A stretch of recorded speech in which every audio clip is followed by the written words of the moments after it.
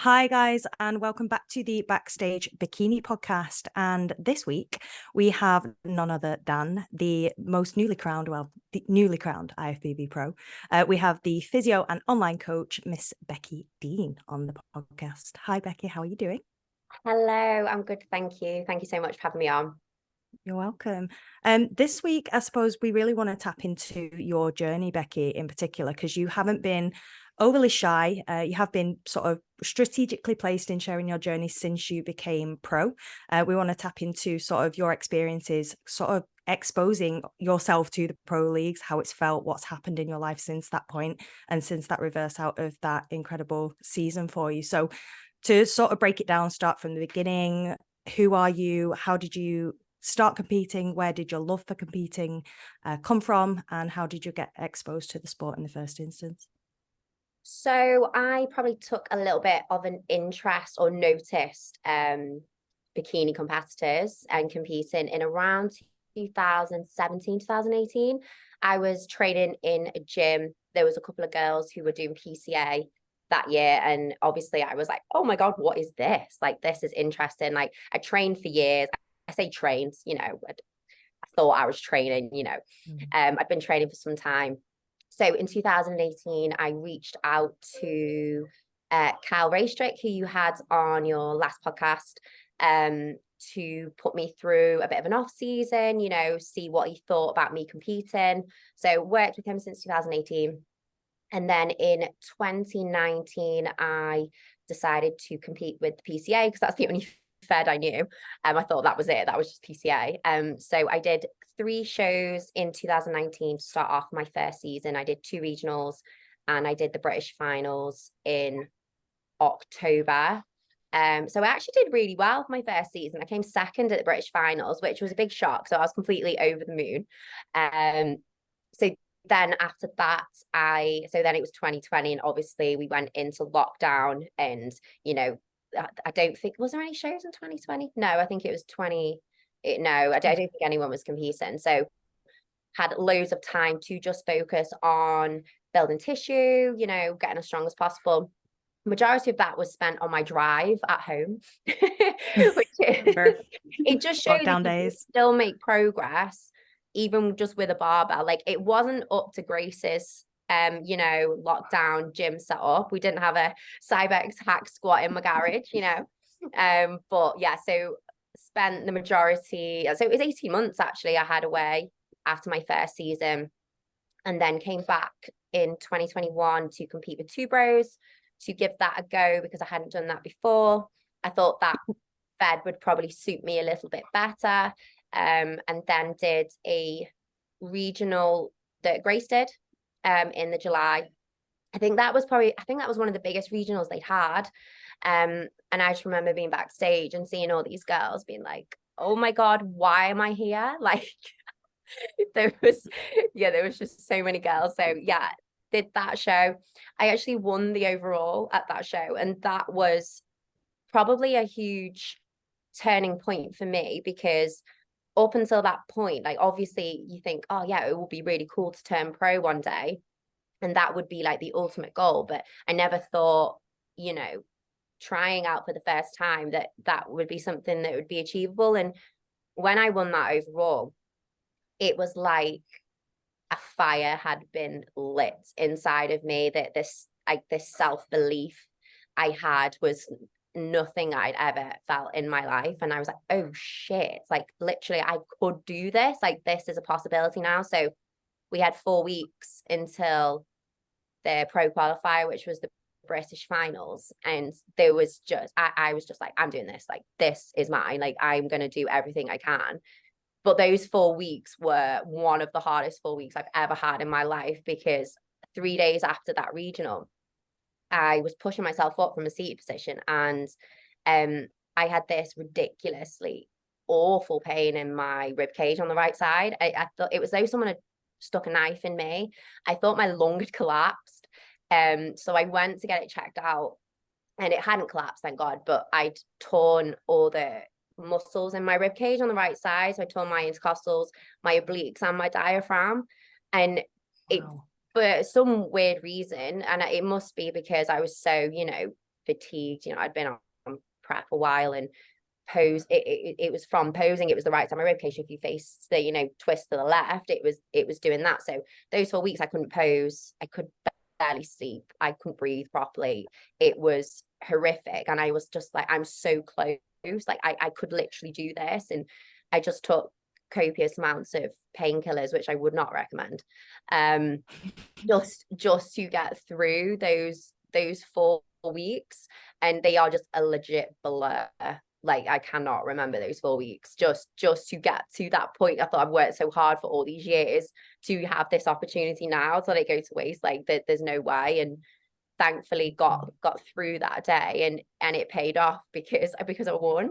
That's so crazy. It's so weird to think back, because that is just such a strain. Like, it still doesn't feel real. Like, even now, 18 months on since I won, like, I've been watching the Ben Weider YouTube videos that people have been posting over the past couple of weeks, and just watching what they're going through. I'm like, God, you have no idea how long this is going to take to sink in. And it still doesn't feel real. And watching all them do that, like, it just brought such, like, I was actually so emotional watching. I watched Marnie's, obviously, which was amazing, and then I think I watched Louis Blackmore's. Did you watch it? Yeah. I nearly cried at that as well. Crying, I've been an emotional wreck. Yeah, like, I don't know Louis that well. Like, I know him to speak to him, but I don't know him that well. Like, not like Marnie. And honestly, like, I was like in bits just watching that, because you can just see the emotion, and I could feel it again. And it is just a feeling of like pure euphoria that I don't think anything would, like, I can't imagine anything comparing to that. And I still feel that to this day. So yeah, that's the journey, my competitive journey up until then. So I've not actually competed since I won my pro card. I've not made my pro debut. I was invited to do the first UK Arnold 6 weeks after that show. And unfortunately, there was no way. Like, I was in A&E the next day. There was no way. And Cal was like, yeah, you can't. Like, Cal pushes you, but Cal was like, there's no way you are getting on that stage, because you will die. So unfortunately, that's like the sickest pro debut ever. But you achieved the goal. Yeah. Like that, those 4 weeks pushing through, I remember so clearly. But I also remember texting you in the midst of that as well, when you were kind of struggling. And you were saying to me, you were like, I'm going for this pro card. And you said there earlier that, like, when you got the overall, it was like utter self-belief. But I suppose tracking back to when you were like first competing in 2019, and even like when you started working with Cal and you saw your physique transform, because I've seen your before and afters loads of times, and it's absolutely mental how you've managed to kind of build your physique. Was there at any point, even before, I suppose, 2021, where you genuinely saw your potential to turn pro or go really, really far in this sport? Or was it only that kind of 21 season? No, I honestly, I knew I wasn't bad. Like, my goal for 2021 was to win. I was going to do PCA after the 2 bros, and I wanted to win the British title. And I thought that would be really cool, because then that's one up from what I've achieved before. That was the goal going into that year. I knew I wasn't going to come like last. I thought I could do better, because I know I'd made some really good improvements. But no, I genuinely, going into when I won that regional, that was the first time I genuinely thought, oh my God, like, this could happen. Maybe not in 4 weeks, but I thought, oh wow, like, that this actually could be something that could happen for me. But that was the first time that I genuinely believed in myself. Like, up until that point, I was completely winging it. Like, I was completely new to competing and stepping on it in a new fed, new posing. They're looking for different things. Like, I had zero expectation. And in a way, I think that probably helped me do so well, because I went into that show thinking, okay, I'm just going to give this a go. Let's just see how we get on. And then I think, obviously, when I won, it was like, okay, shit, yeah, this actually could happen. That's It's amazing. incredible. But go, Grace. No, I was just because I was thinking of that kind of time frame, because obviously we were competing at the same time, and I look back at the photos of the two of us, and I'm so small, and Becky is like, she's so much muscle, and I just look like a little girl. Like we both look like little children, but like No, we you did. We look like a did. pro, and I just like, I'm like a little girl, like fading away in the background. But I suppose you have a good bit of experience ahead of me, you know, with age and training and knowledge and that kind of thing. And did you ever feel like you were almost limited on your journey with age, that there was just like a time stamp to competing? Or did you see that this was like, okay, right, if I don't achieve my pro card now, it's going to be the year after, I'm going to keep on going? Where did I suppose competing, where did you see your future within it? I don't know. Like, I genuinely didn't know. I think in my head, I thought I'd just do 2021 and then leave it at that. Because I didn't expect that to happen. I thought, right, I'll win the PCA British title, and that would be really cool to finish on. Like, that would be sick. And that, but I feel like you can't plan. Like, I was talking to Jake actually at FIBO about Marnie, and he was like, "Oh, Marnie, what's your plan? You know, after Ben Weider?" And she was like, "I don't know." Like, and I can really resonate with that, because it's like, yes, that's what you're going for, but you can't actually imagine it happening till it happens, because it feels like a dream. And like, so I think I was just seeing how it got on, and in my head there wasn't really a next stepping stone. I hadn't mapped it out. And I think I was going back to the age thing that was in my head. I thought, God, I'm going to be like, what, 30 at that, was it there, 29, 30. I thought it's probably best to knock it on the head now. You know, you've done really, really well so far. Let's just knock it on the head. So I think I hadn't really planned. I think I was just winging it, because I had no idea how it was going to go. Mm-hmm. And I think a lot, like we've spoken about it, haven't we, Grace? Like, there's a lot of pressure, I feel, now on that actual process itself, like achieving the pro status and things like that. So it's actually quite nice to hear, even in your successes, even straight out the gate, really, Becky, like with that first season and having so much success within that season, that even into your second season with all the improvements you made, it wasn't even respectively on your radar at that point. But I was actually at the show where you won the regional and the overall. You won't have remembered me. I was hiding in the corner, and that show was huge. There was like over 100 girls, I'm pretty sure. And I remember seeing you both compete. But like, I followed your prep because I was on prep at the same time. This was prior to me even know you, Grace, as well. I don't think I've told you this, but I followed both of your preps because I was on at the same time. But I know you macro track, don't you, Becky, in terms of sort of, or you did macro track in terms of approaching that prep. What was that like? Like, how were those decisions, especially with sort of the success at the regional, then on the back of like the pro chasing, the pro card chasing, and that self-belief and stuff? Was that added pressure? How did you manage it? Like, does that create pressure, or is it something that you're quite sort of settled with? So I've never followed a meal plan ever. Even from the start with Carl, I've always said to him, I love food. Like, you're not making my decision. I think he gave me a meal plan when I started, and I went, I'm not eating that, Carl. I'm sorry. Like, I'm not. It's a no. I've never done it any other way. So for me, it's not been, you know, any different. Like, I love my food, and obviously when you are on prep, you do become very food focused. So for me, I think that was a way of me enjoying food, because the process of, okay, what do I feel like? Okay, I feel like fajitas. How can I make this fit in? And the whole process of it, I really enjoyed. So when it got a little bit closer to show, like peak week was very controlled. That was my meal plan, just because playing around with carbs and, you know, things like that. So that's the only time it was very structured, and show day as well. But I don't think it added, I think it took away pressure. It made it more enjoyable for me. If I was on a meal plan, I genuinely definitely would not enjoy it. Like, I think I would really hate the process. I get both sides. I get why people would meal plan. It takes the emotion and the choice out of it, and it does make that easy. But for me, like, I am a big foodie, and, you know, I like a variety of food, and I like to have that choice. And I say lucky, like, I'm quite lucky that I was able to eat a lot on prep in terms of calories. It wasn't a lot for me because I was obviously lean with those calories, but I had a lot of room there to play with to make my meals decent. So I've always been quite lucky in a way that it's never felt too restricted in a way. Obviously I was starving, don't get me wrong. Yeah. People I know.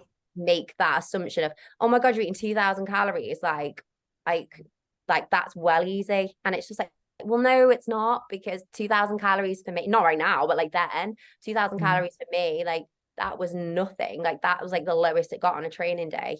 But so to eat that 2,000 calories, like mentally, it looks like a all right amount of food.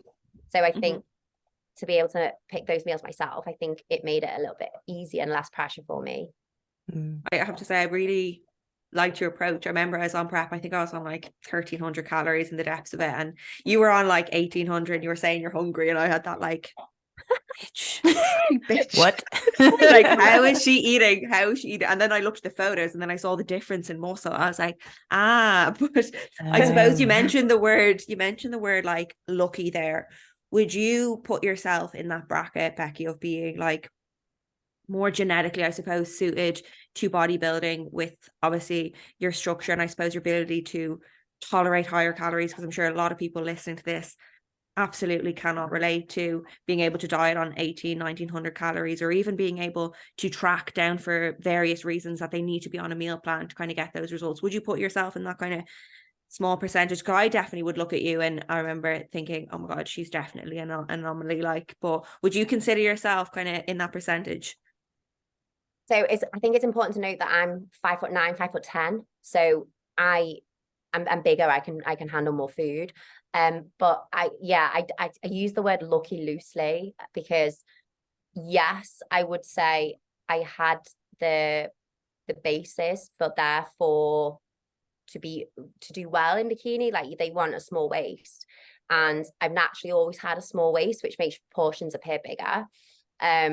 And I've naturally carried a lot of fat on my bum. But other than that, like my pictures before I started training, like I just look skinny. Like I don't really look any certain way. I just have a small waist. So when you build muscle on a small waist, it, and I'm big anyway, like I appear like I have a lot of muscle. So yeah, I wouldn't say I'm lucky, because I first ever got taken was 28 years old. I'd been training for a very, very long time. Yeah, maybe not the best, but for about 4 years before that, I was. So yeah, it wasn't lucky, because I have worked hard. But yeah, I did have a good structure initially, and I think if you have the genetics and then you work hard and are patient, the results will pay off in the end. Yeah. And I think the take home point, you said it literally when you were introducing sort of your journey, Becky. You started in an off season. Like, I know I didn't do that. I dove straight into prep. I've said it so many times, straight off the street, walked up to a coach. It was actually a coach in a conventional gym. He had me doing HIIT workouts. I'm not going to name and shame or anything like that, but I had to change coats because I was doing HIIT workouts and treadmill runs and things like that. I was never going to get on stage at that point. But starting in a position where you are setting yourself up for a successful prep, I think is something that we can all still take home from. Like, did you find a substantial difference in doing that to actually introducing yourself to bodybuilding? Yeah, and I don't think just from a point of building tissue. I was in an okay place before that. I probably could have dieted down initially and still done okay. But I think it was more, I'd never had a coach before, and I was completely winging it. So in terms of structure, learning about nutrition, learning about meals and what they provide in terms of energy, and a routine with, okay, I'm going to train these body parts because these are the body parts in this order that are going to get me to where I want to be if I want to compete bikini. And learning all of that first, and actually, can I stick to eating in a surplus, training consistently, training hard and progressively, doing a bit of cardio here and there, doing check-ins, learning how to pose. I think it was all of that set me up for, I was so regimented when I started with Carl, like, even though I didn't really know what I was getting myself in for. I did everything he said. And and I think because I was able to stick to that, it's a way, I think, with coaching as well, from a coaching perspective, I think it's super important to do that with somebody first, because then if they've got it in them to stick to something, if they can't stick to something and they're eating enough food, then you're not going to stick to a prep. Like you just can't. So I think it's a good little test as well to see if you can be that committed to the sport, and you can stick to that routine. I think that as well, alongside that, you do need the time to build the muscle in the first place. So I think that probably set me up, because Carl was great with me from the start. He set me up for a really successful first season. Yeah. You worked with Cal for both your seasons. I actually remember following you around that PCA time because I was learning more about the muscle mentors and stuff like that. But how did you find over the years working with Cal? Because obviously we had him on the podcast last, and you know, we really got to just hear about him and his character and how he coaches and understand like why he is so high level. But what did you find connected you so well with him? Because you were with him for a long period of time, you know, through it all, really. So I suppose what was your biggest take homes from working with him as well? I think with Cal, because he's so down to earth, as you know, Grace, like he's so easy to get along with. Like, I mean, look at how well he's done now. Like he's absolutely smashing it, like one of the best coaches in the UK, if not, you know, like worldwide. Like he's doing amazing. And with that kind of success, you kind of expect people to not be as laid back and, you know, chill and normal in a way. And with Cal, like he from the start, we just had a laugh. Like when we like would check in, and you know, I'd write stupid little things in my check-ins to see if you read them, like really stupid comments that were nothing to do with it. And you know, like we developed a really good friendship, and he was really easy to, you know, if you were having a really shitty time if something happened, he was really easy to talk to. Like, and it's especially if it's female male, you wouldn't really expect that you'd feel as comfortable, you know, confiding in a male coach. But I think because we had such a good friendship, he knew me inside out. We'd worked together for like 4 or 5 years, and 4 years. I think that friendship and that trust and respect we had for each other, I think that really set us up for such success in the end.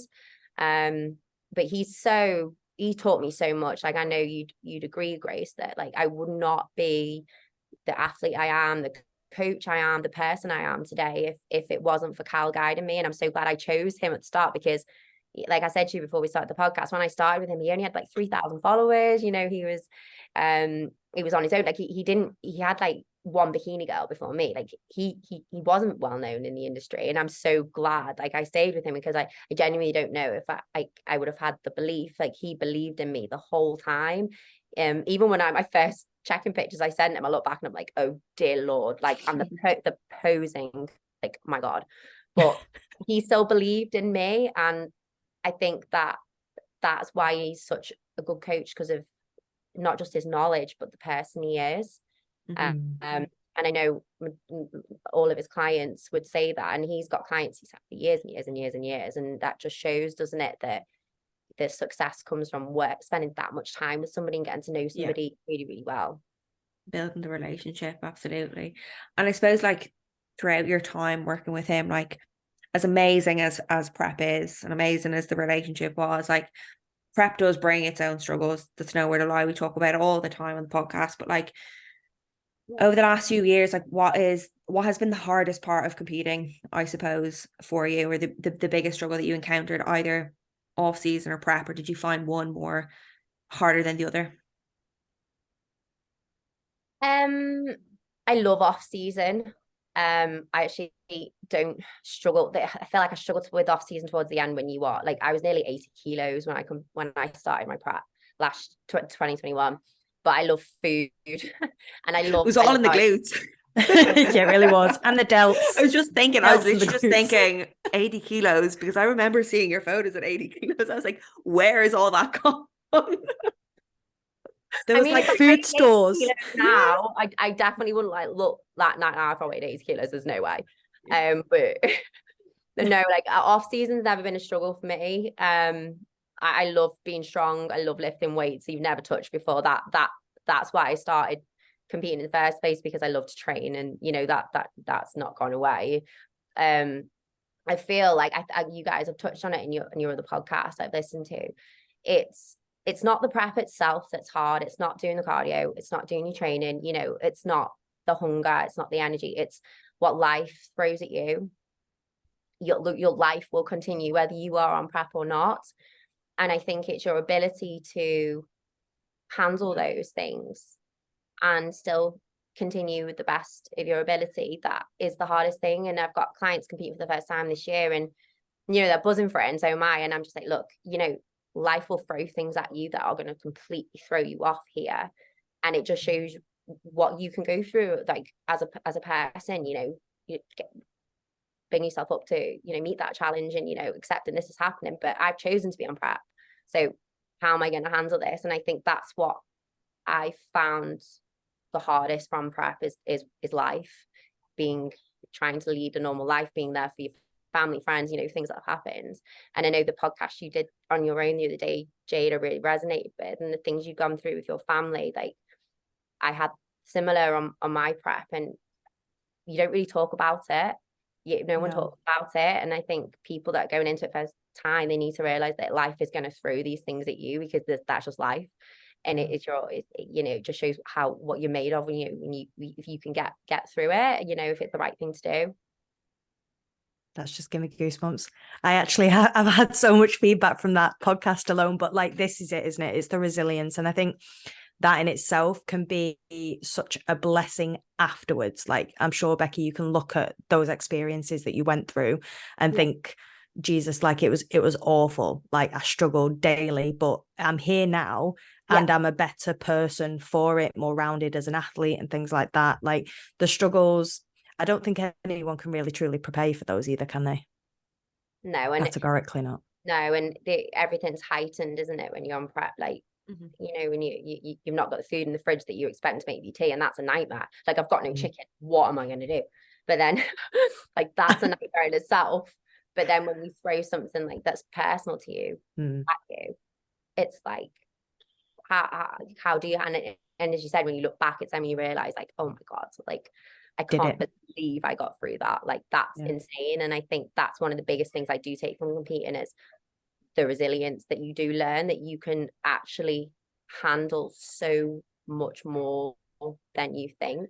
And you do take those things with you into other areas of your life. Like, it doesn't just have to, if you don't compete anymore, like, if you choose not to, like, the things you learn about yourself are the things that, they really do feel it, like, go into other areas of your life, and they're things you will take forever with you. And I think that's the biggest thing, like, positive thing I've learned from competing.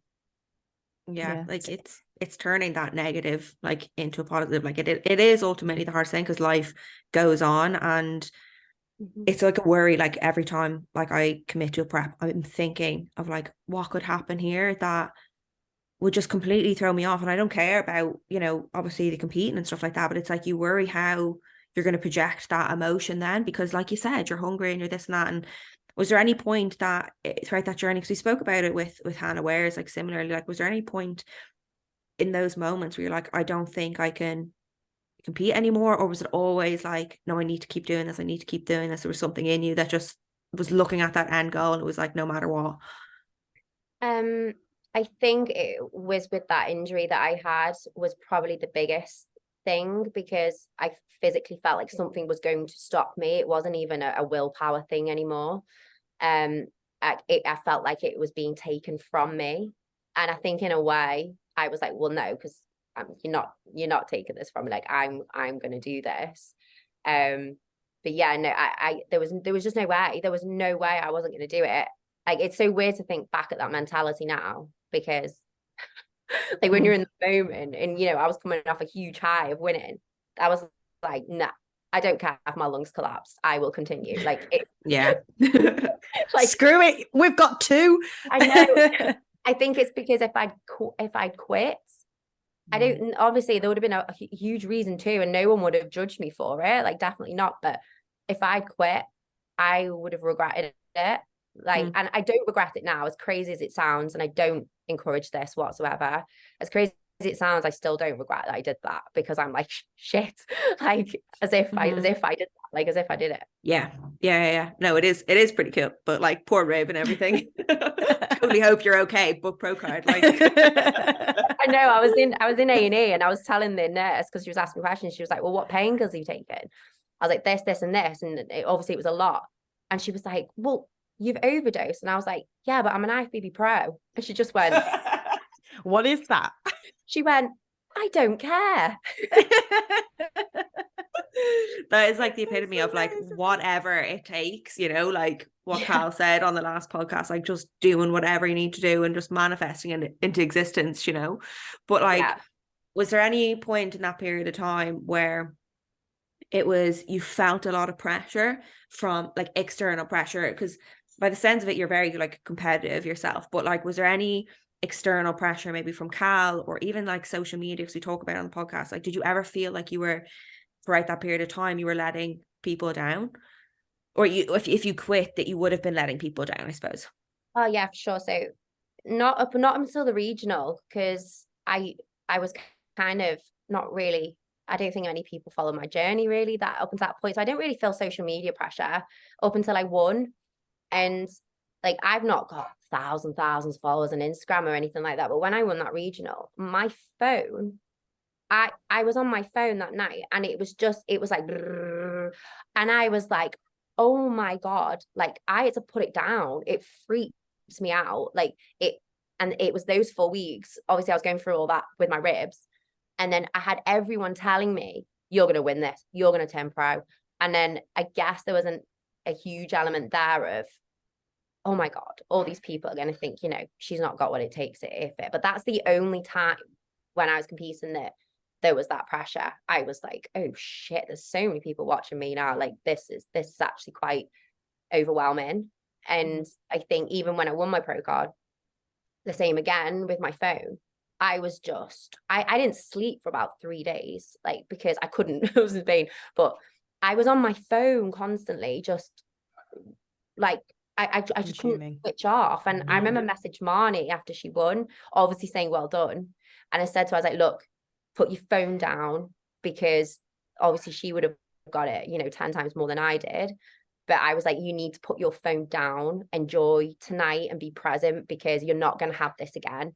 Don't sit on your phone, because that got in my head. I was like, oh my God, this is so much. And I literally sat on the balcony when I won my pro card in the Airbnb all night, just at my phone, because I couldn't, I was watching the videos over and over again of me winning, because I was like, did that happen? Yeah. And it was, it wasn't good. But no, it was those 4 weeks that I felt that pressure. Like that was a lot. That was overwhelming. Yeah. And like, go for it, Jade. Sorry, Becky. No, did it rock you, Becky? Because I know you said that like your self-belief was at an all-time high, especially on the back of that regional, going in and winning the overall. And it was, I mean, for anybody who wasn't aware of that show, there was over 100 bikini girls in that overall. So it was a bit, well, in the show itself. So it was a big overall to win. Did self-doubt seep in at any point between then and sort of that pro card chase, or were you just riding the high the whole way there?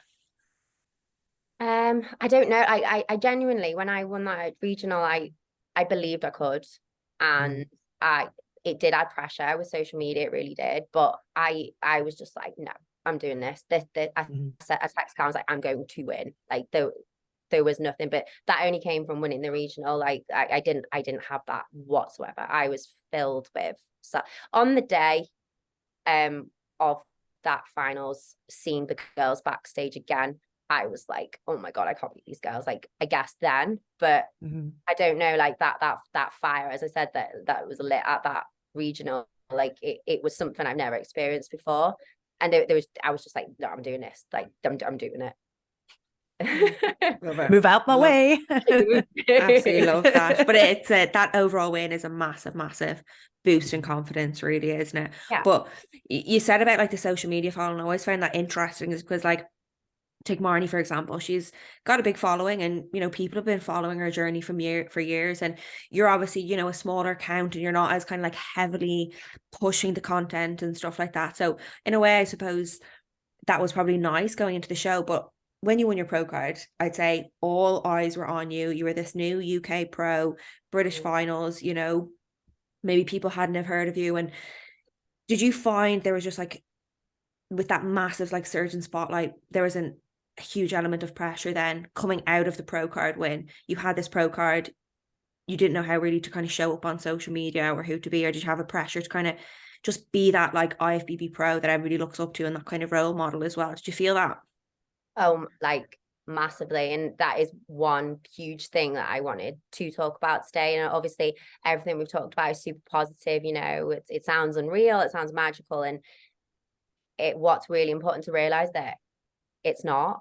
It is an insane achievement, and it's one of the proudest moments of my life, and it always will be. But when you think you have pressure as an amateur, when you turn pro, it's all people want to talk to you about. And I get it. I get it. And they're supportive and they want to see it. But you aren't this IFBB pro. That's who you are. That you're an IFBB pro, and you've watched your next step, what you're doing, when's your pro debut. And it's such a heavier weight to carry now. It's like the self-doubt I've got now was way more than I've ever had in my life. Like, you turn pro and now you're the bottom of the barrel. You go from being the top of the amateur barrel to the bottom of the pro barrel. And it's a daily occurrence for me. It's like, did they make a mistake? Am I worthy? And then the people that I have to compare myself to now are Olympians. So like when you're an amateur, it's like the people that are amateurs are the people that are around you maybe on a daily basis. The girls in the gym, they're amateurs, and there's no Olympians in my gym. Like, I don't see Olympians. I don't see other pros, to be honest. Like, I don't really train with other pros. Like, I'm not around them, and I have to compare myself to them.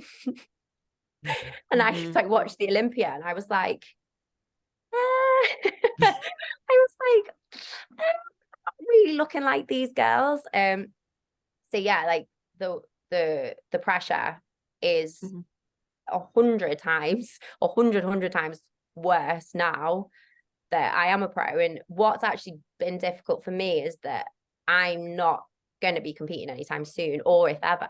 Like, I haven't decided, and it's difficult because I feel like I've been given this opportunity, and this is what people like. This is what people identify with. Like, you're an IFBB pro, so what's your next step? And it's like, well, I don't know. Like, I genuinely don't know. And I feel like if I was an amateur, I think I would compete again, because there's less pressure, and I don't have to make it my entire life. But if you're a pro, it's your life. If you want to do well as a pro, you have to commit. Like, if you want to get to the Olympia, like you can't even have like in your off season, you can't miss a beat, like, let alone prep. So it's that level. It's like, do you want that? Are you willing to do what next? Make your first call out, again, make top 3 again, travel here, go for this Olympic qualification, get it to the Olympia. You're going to be top 10 in the Olympia. Like, it's like, and then, and it's like that pressure, then it's like, it's unbelievable. And it's something that I genuinely don't think I deal with well whatsoever now. Like, definitely not. No. Yeah. And Cal said it, didn't he? Sorry, guys, I keep kind of crushing. No, Cal said it though. He said in the most recent podcast that the difference between an amateur pressure is pressure sort of perpetuated within our own environment, as opposed to actually feeling at a pressure that is palpable at the pro level. Like, is there anything about how that process sort of unfolded for you, Becky? So specifically after the pro win, going into sort of the off season, is there anything that you feel like if you did it slightly differently would have protected you from that? Or is it just a case of, do you think the reality of A, not necessarily having that goal, B, absolutely smashing the goal you never had, and then C, okay, now what? Do you feel like being in that situation has sort of not necessarily prepared you for it and left you feeling like this? I think anyone really turning pro, I think they would feel this pressure. But for me, after I turned pro, my life considerably went downhill. That I've not been well since I've turned pro, and that wasn't just from coming out of prep. Before Christmas on 2021, so I turned pro in the August, and then I had a huge life-changing sort of incident in my life that I haven't talked about on social media, and I won't, because it's incredibly personal to me. But I was physically and mentally so unwell. I lost like 6 kilos in weight.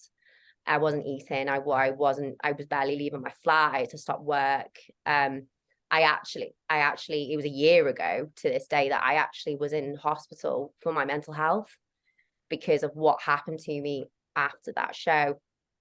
And it was something that needed to happen because I wasn't in a good place whatsoever. I had to completely change my life. I had to leave my flat. I had to leave where I lived. I had to leave my gym and everything behind. And I had a lot of therapy and I was medicated, and, you know, I just tried to start again really from scratch. But because I was so unwell, I hadn't been training and I hadn't been eating properly. And I spent majority of last year, you know, trying to just find a routine again. And I think when I was talking about that identity as a pro, it wasn't just that I turned pro and now I was bottom of the barrel. That was the least of it. It was the fact that I hadn't been acting like one because I was so unwell, and I was embarrassed to be in the gym because I didn't look like one anymore. I was so weak. I was so tired. And all people were doing was go, when's your pro debut? And I was like, well, I'm just happy to have got out of bed this morning. So, but because it wasn't something I was talking about on social media, like I didn't post for like 6 months, like because I just didn't want anything to do with it. And my identity then, I think I handled it way worse because I was like, how am I a pro? Like, I'm not acted like one at all, because I genuinely couldn't. And I really did feel embarrassed to be one. And, you know, I felt really undeserving. And it was a very difficult time because I felt so lost. I was like, I've just turned pro and then my life's gone to shit. Like, how am I meant to live up to this status now? Like, because I can't. Like, it was incredibly difficult for me. So I had to find my identity away from the sport again. And that was difficult because the spotlight is on you. When you're given the status, the spotlight's on you. And it was the thing. I didn't need that. I didn't need it. I just needed to just be left alone. And I've done a lot of work to find out who I am outside of the sport. And I think what's super important for people getting into the sport is, don't make this your identity. Even if you turn pro, even if you want to turn pro, go for it. Absolutely fine. Remember who you are before you competed, and remember what other things bring you joy, because bodybuilding will end. You can't do this forever. Okay. It's one of these things, you just can't. It will end. So what are you going to do? And if you don't have a plan in place and you don't know who you are outside the sport, you are going to be lost. And trust me, it's not a nice place to be. So I've done a lot of work on who I am. And a year later, I'm in a completely different place to where I was a year ago. I'm not well still, because I had other health things after that, just to add to it.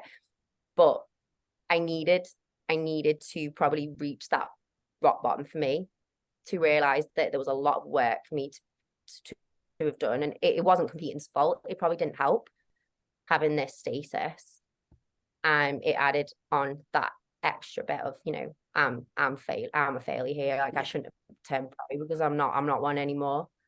Mm-hmm. But you need to find out, and you need to have that solidified, like, who am I outside the sport? Because you will be lost, and it's so important. Yeah, I can relate to that in some way, and my heart is like, just like goes out to you, because I think we've all, you know, coming out of a prep, and we've all kind of struggled, like, in our own ways, you know, personally or with partners or whatever. And achieving such a big goal like that, where all eyes are on you, and like you said, you had that like utter self-belief and drive and motivation to then, you know, come out of it and feel the way, and feel ultimately at rock bottom. Like, it's a very, very tough thing to go through. And I think, thank you for speaking about it as well. It's a really, really brave thing to do. And I'm so glad that you're in a better place. But I think people need to understand that, like, just because you achieve this pro card does not make you a robot. Like, things happen, you know, you are human, and sometimes you can't live up to be that person that you want to be, you know. And I think because it was so fresh coming off the pro card, I can only imagine how challenging it was. And it kind of reminds me a little bit, I was listening to Chris Bumstead's podcast. I don't know if you've been listening to it, but he speaks really, really open. He had an autoimmune disease, and I think he tore his bicep a couple of days, like, out from the Olympia. And like, a very similar situation to you, Becky, in terms of, like, he had like terrible, you know, I suppose, that negative mindset of like, he's not worthy of this, he's not. You should definitely listen to a podcast. It's really, really good. But I can only imagine how tough it is when you're at like your peak to then reach rock bottom, do you know? But you said you're kind of, I suppose, coming around from it. What have you done since 2021 to kind of get back to yourself? Because it does seem like it's been a bit of time, and I think it's great that you were able to kind of take that time away. But what in particular did you find just slowly got you back into the love of training? Because you hear time and time again, people just fall out of the sport, you know, and they never want to see it again. But I can definitely see in you, you're doing like a little mini cut now and you're posing and stuff like that. So what has, I suppose, brought that fire back in you again? I think because I've spent a long time over the past 2 years feeling so unwell physically, but more so mentally as well, completely just being one person, like you said, on top of the world, to, you know, being at rock bottom. I think just completely forgot what I was going to say. I had no sense.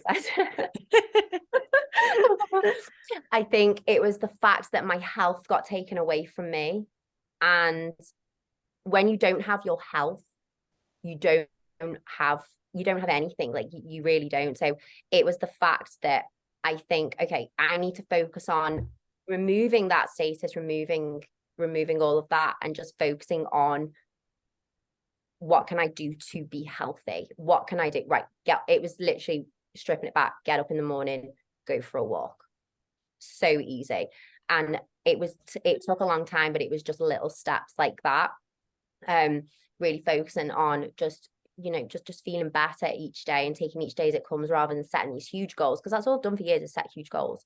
And I needed to not do that anymore. And what's been a real turning point for me is that I am being coached right now, but coaching in a way that's very, very different to what I've ever experienced before. And I think it's been really important to me to have this. So it's actually with one of my really close friends, Charlie Pickstock. So she owns the Flourishing Society with Danny Bosworth, and they're both ex-competitors themselves, and they do a lot of work with people who have competed, or, you know, people that struggle with food, relationships and body image. And it's such a holistic coaching approach that it takes off so much pressure. Like I barely weigh myself.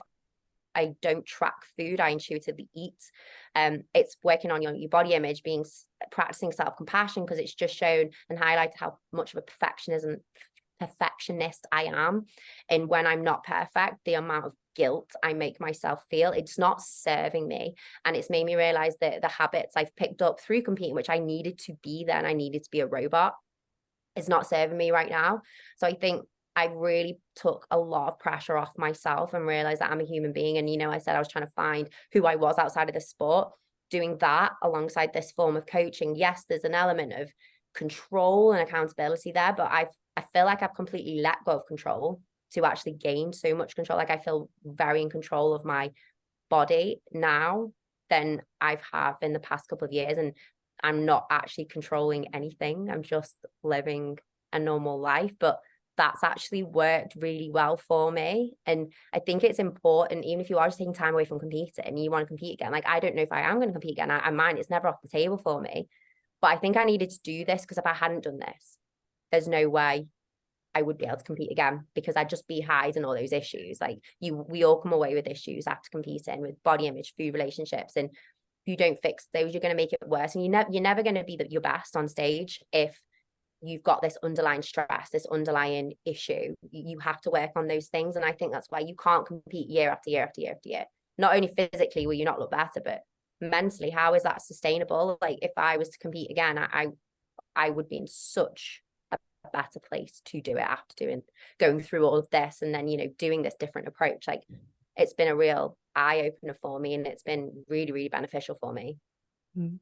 And do you think having those experiences, Becky, because again, we sort of said it before, that hindsight, that looking back, I mean, not that any one of us, Grace or I, would ever wish for that to have been the circumstances that you found yourself in. It's actually really quite upset me. I had to like swallow a bigger lump in my throat, because I can resonate with it massively, that loss of identity and the loss of direction, and not necessarily knowing who the hell you are and what your life looks like day to day is such a derailing feeling, especially when you've had the structure of a prep. But do you feel like, as horrible as all of that was, this has enabled you to move forward and to potentially, whether it suits your lifestyle in the future or not, look at competing again? Do you think that would have even been possible if you hadn't have ran into sort of the awareness of these things, these feelings, and then subsequently worked through them?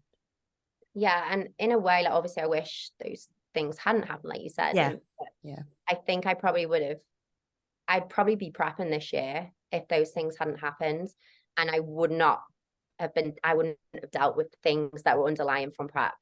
So in a way, yeah, with hindsight, it's like, I think these things happen for a reason. Even if they don't feel like it at the time, it feels like the end of the world, because it did. Yeah. And I thought, there's no way I'm going to get out of this. But looking back, like, again, your resilience, it wasn't anything to do with prep, but my resilience through that has just made me such a stronger person now. And it's highlighted so much. I had to go to rock bottom to go, right, I've got to start from scratch. So what are the issues here? It's this, and this. Okay, let's build. And it's taken me like 18 months to get to this point, especially the past 12 months, especially after coming out of hospital. I had to start from scratch, and it has been a daily struggle, and it still is, but I'm a completely different person to who I was a year ago, like a completely different person. And I probably would have be prepping now, you know, and I would have all these issues underlying, and that's actually quite a scary thought. Can you imagine like going to America to compete, having all these issues, maybe not even placing, and then coming back home going, oh my God. Whereas actually now, if I do decide to compete, you know, in the future, I've been to this place where I know I can be happy without it. So I know I can get back there. So I know I'd be fine, you know, from a mental point of view, doing it again. It's really good to hear that, like that's the place that you're in now mentally, you know, and you've just utterly kind of accepted, and that just goes to show obviously the work that you've put in with Charlie as well, you know. So I'm so glad that it's come like full circle. And I guess like one of my questions was going to be like, is there anything that you would do differently? But I think even when we spoke with Hannah Wares, I don't think like, as difficult as these kind of situations are, and you know, like you said, you'd love to be prepping this year, do you ultimately think that, you know, you've landed where you needed to be, or do you have like any kind of regrets at all from the last few years? Or are you that kind of person that's just like everything happens for a reason? Feel like I do have regrets, but then again, I wouldn't be where I am. I wouldn't have the people I've got in my life right now are like, I'm very secure and happy with, and they wouldn't be in my life if those things hadn't happened. You know, you've got to go through shitty relationships, shitty times, shitty environments to realize what's good for you. And you do have to reach that rock bottom at times to realize, you know, I've got to strip all these toxic things away. So no, I genuinely wouldn't do anything different, because where I'm at right now is where I'm supposed to be because of it.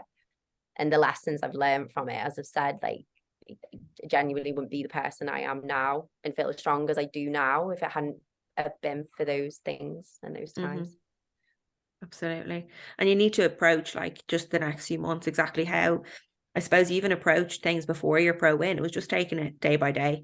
You know, you never really were looking that far into the future. It was like, no, I'm just gonna, you know, train for a couple more months, see where it takes me, a couple of more months. You know, everything was just like brick by brick, you know, training in the lockdown. I'll never forget you with the Vibrams in the garden and stuff like that. But it was just like, you just took it day by day. You weren't thinking about like the future, putting the pressure on yourself. And I think that's definitely what you need to do now, and just kind of block out, I suppose, other people asking questions, and even just the idea of the pro card anyway, you know, because it's a massive achievement in itself, you know, to have just got there. I think a pro card means different things for a lot of people. Like for a lot of people, it's their like entry into something more, and for some people it can be just like the end, you know, and that's like, I've achieved this and that's brilliant, and then life throws other curveballs, you know. So I think fair play to you for being able to manage the mindset, because I just couldn't imagine how difficult that might have been over the last few years. Yeah, exactly. And I think, as I said, it's never going to be off the table for me, because I love this sport. Like, this sport has brought me so much, and I think there would be a huge element of regret in the future if I didn't do it. But as you've said, like, I've achieved something above and beyond that I ever expected from myself, and I could, you know, finish on a high, and I think I would be happy with that. But yeah, like, it isn't off the table, like in the future maybe, but right now it doesn't align with who I am and what's important to me right now. Yeah. That itch won't go away. So Yeah. you've it just doesn't. I've been watching, I very much feel the same, and I've been watching like all the shows recently, and it was the most recent Norway show, and I was like, my God, okay, I'm ready. I'm ready. I'll start prep tomorrow. And it's like, it's just not feasible, but you're not immune to those feelings as well. Like as much as you are enjoying right now, and I can very much relate to the enjoyment of right now, and just sort of exploring how life sort of aligns with how you're feeling and how you're training and things like that now. But that itch, like, yeah, it won't go away. But you've touched on it, Becky. Obviously not just having the difficulties in terms of your mental ill health, but also physical ill health. And I know you've shared a little bit about your recent diagnosis. Do you want to just sort of explain what happened there? Yeah, so obviously, as I said, like a year ago, mentally, I wasn't in a great place and I had lost a lot of weight. And then it kind of went the other way, that I wasn't particularly eating, crappy food. I was just piling on weight, like weight in places I've never gained weight before, like the back of my arms, and just like, what is this? I was like comparing my scale weight to when I was on stage to now, and I'm like, oh my god, like, don't do that. But I was piling on weight and I was exhausted. Like I was trying to get back into training, and I trained like just an upper session. I'd be absolutely exhausted, and I genuinely thought that it was the depression. And I thought, this is my life. I'm depressed. I'm never be able to train again. I'm fat. This is me. Yeah. And that was just added to that sense of failure massively. Like I could always manipulate my body however I wanted, and now I couldn't. And now look, I'm a mess. But so I genuinely thought like that was me. But I got some private blood work done by the blood lab, and a huge shout out to them because they were amazing. And I would recommend anybody, if you're struggling with anything, get a full blood panel, because you will not get that at the GP. And if I'd gone to the GP, I wouldn't be in this position. So full blood work with them, and they highlighted a few issues, and one being my thyroid. And Chris from the blood lab, he said straight away, you've got Hashimoto's disease. And I was like, got a disease? I was like, I didn't even know what it was. And he explained it to me that it's Hashimoto's is an autoimmune disorder. So it's something that you will have for life, which is shit, but it can be managed, symptom management, through medication. So Hashimoto's actually is your immune system attacking your thyroid, especially. So obviously we know with thyroid it has multiple roles, but one being it makes you extremely tired if it's not in range, and it also makes losing weight or gaining weight, either or, very, very difficult. So it made sense why I'd gained weight so rapidly and in weird places, and it would make sense with my fatigue. So I went to my GP, and then I was medicated. So I'm taking thyroxine now, which I will be taking long term. And it took a while for that, to get in range. And I was genuinely terrified that I would never be able to lose weight ever again. Like I thought, oh my God, like how am I ever going to compete again? Like this is just off the table for me.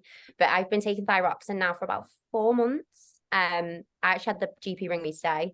My thyroid's still within range. So since February, I've been trying to lose weight, and I've actually lost 4 kilos, which I'm really happy with. So yay. But yeah, it's difficult because obviously I was talking before about how much food I can eat, and that's not the case anymore. Some of you will be really happy to hear. I am intuitively eating, like I said, but I know roughly what I'm eating in my head. Like obviously when you track for that long, you know how many calories and everything. I'm actually eating less than I would be on a prep, which is mentally very difficult to accept. And also moving forward, if I was to compete, God knows what my calories would have to go down to. But I don't feel as hungry as I would normally, because obviously thyroid affects your metabolism massively. So it is just one of those things now that I just have to eat a lot less, which is quite sad. But my body's now functioning again, and it's playing ball, which was incredibly frustrating for a very long time. I generally thought I was broken. Yeah. Like most of us post show. It's like there's no way I'm ever going to lose this weight. I know that feeling, but I think yours is definitely unique, and obviously the support that you got from the blood lab was incredible, and then obviously the further support there as well. So really, really glad, and I suppose that little bit of like a 4 kilo drop, it just shows that your body, you can almost like trust the process again, because I'd say you kind of lost just like all hope with Faith. things, and all faith in the process. And I think that's why blood work is so important, because it just points people in the right direction, you know. And it's the same if it's like your cycle and stuff like that. It just kind of confirms things and puts you back on the right path as well. So really, really happy to hear that as well, Becky. But I suppose just to kind of wrap things up, a couple of questions, I suppose, for the listeners. What would be your biggest piece of advice to somebody, a first-time competitor looking to start prep? Because we've talked about all the ups and downs. So people really, really take value from these kind of tips. Yeah, I think I touched on it before, and I think the biggest thing that I feel like I've learned is that the biggest shock was the identity thing. And I really, really did resonate with your podcast, Jade, that, you know, it's so easy to get completely consumed by this, you know, community and industry. And I get it. I've been there myself, and still am in a way. I still love it. Like I will watch every show. I'll be like, oh my God, let's watch. But if your goal is to be, you know, next Miss Olympia, it will have to be your life. And that's fine if that's what you want. But 90%, 99% of people, it's not going to be your life. You're not going to go to the Olympics, you know what I mean? So it's, don't lose yourself in this. Don't kill yourself for something you think is going to magically change your life. Like you think, I just do it, I'm going to pro, and that'll be it. My life will be amazing. It's not the case. It's really not the case. And it couldn't be any further from the truth for me. And obviously that's not being fault. It's life threw things at me. But the pressure that came with that, as we talked about, was actually crushing for me, because I couldn't live up to that standard. So I think, please don't lose yourself. Remember who you are before you start this journey. Remember who's important to you, what's important to you, because you will stop at some point. You will. You can't do this forever. It's not like other sports. Don't lose that. Keep an interest in other things, because you will be a very lost person, and it's not a nice place to be. And I wouldn't, you think of all these young girls that, you know, they go, oh my God, look at the bikinis, and, you know, like they're in their early 20s, and you're like, you've no idea how difficult this can be and how actually damaging this can be. Like I was going through this at 30 and I found this difficult. God knows what I would have been like in my early 20s. So yes, try your best, throw your heart and soul into it, because it's amazing. And I don't want to put people off competing, because everyone's journey is going to be different. Like throw yourself into it. I'll always support someone, but please don't lose yourself, because you will be lost. And I really wouldn't wish that on anybody. You can enjoy this as a hobby. It doesn't need to be your life. You can enjoy other things. You know, it isn't the be all and end all. I think that's really important for younger people, first timers, actually. It's not a fix. It's not a fix. As much as it would be lovely for it to be, it simply isn't. If anything, it just masks things, or it gives you an opportunity to redirect your focus away from the things that potentially do need your focus and do need your attention. It gives you all of the excuses in the world to completely bury them.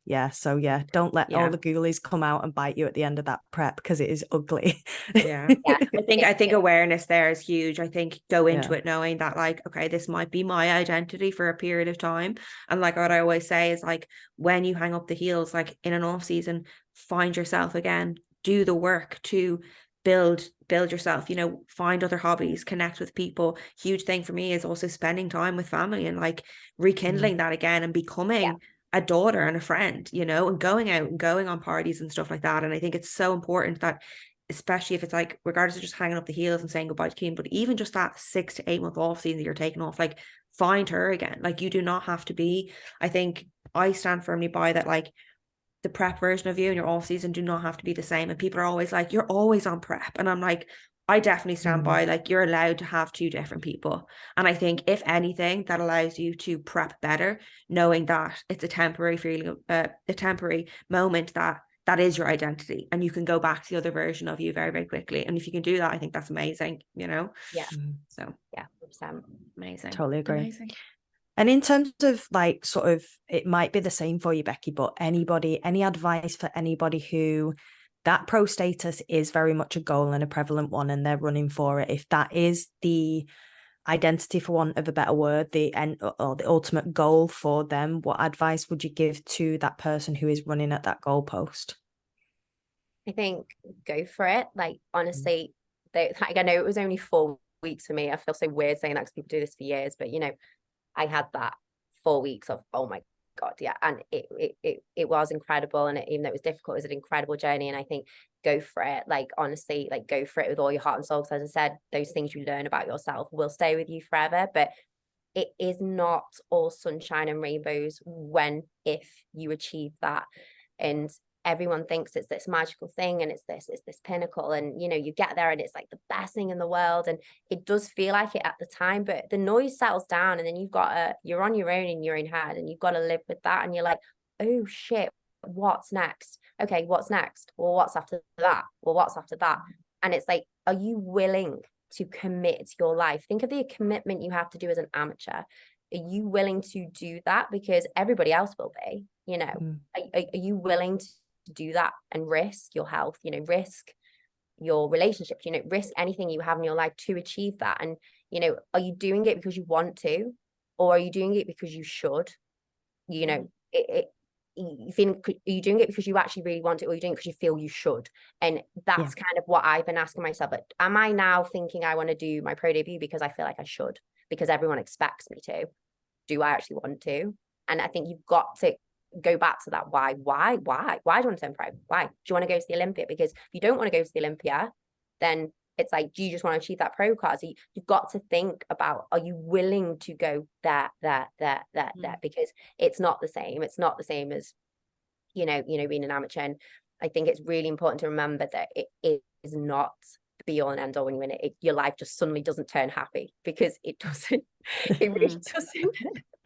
Yeah. Have you seen Hadi Chutman being like greeted after the Olympia win? That's in my brain. It's almost like that's the expectation, and the reality is you sat at home with a cardboard piece of paper going, okay, cool. Like, he's greeted by these crowds and he's carried through and he's got like a wreath around his neck, and the reality is so different. Oh, I can only imagine. Like, it's for me, I feel like the social media element of it would kind of impact me a lot. And I think in this day and age, you spoke about, recall, like, Cal, it's so easy to get consumed by. And I think the key word that you said there is why. Like, are you doing this for social media following, or like Marnie, you want to take it far? Like, you want to compete against with the bigger people because you love the sport, and you, like you said, you can see yourself doing this long term and more, like putting in the work and more, and there is an element of, you have to kind of completely shut off your life. Like, I think there is some amazing pros who have the balance, but ultimately, if you're pushing it far, there is a lot of sacrifice. So are you willing to do that? I think it's a really, really good point. But we're at this podcast up here, Becky, because it's been a long one, and I'm sure everybody took value. But where can people find you, coaching, whatnot? Do you want to give a little bit of a plug? So just my Instagram, really. So it's Beckdean_IFBB Pro. So yeah, if you want to follow my journey, or if you're interested in coaching, just drop me a message on there. But yes, mainly Instagram where you can find me. And you're training and posing out of Modified at the moment, isn't it? Yes. Yeah. Amazing. Yeah, any sort of posing, bikini for PCA, NPC style. I'm now posing out of Modified. So anyone in the Chester, North Wales, Liverpool area, anyone, just drop me a message. Okay. Amazing. Thank you so much for coming on, Becky, and sharing the story. It's been really inspiring, and really appreciate you being so open as well, because it's these conversations that just give so much to other people. I'm sure you get plenty of messages of people relating and appreciating this conversation. So thank you. Yeah, thank you. Thank you for having me. Hopefully it wasn't too long and emotional, but thank you very much for having me. It was a nice little opportunity to have a chat about it all, I think. Absolutely. We will speak soon.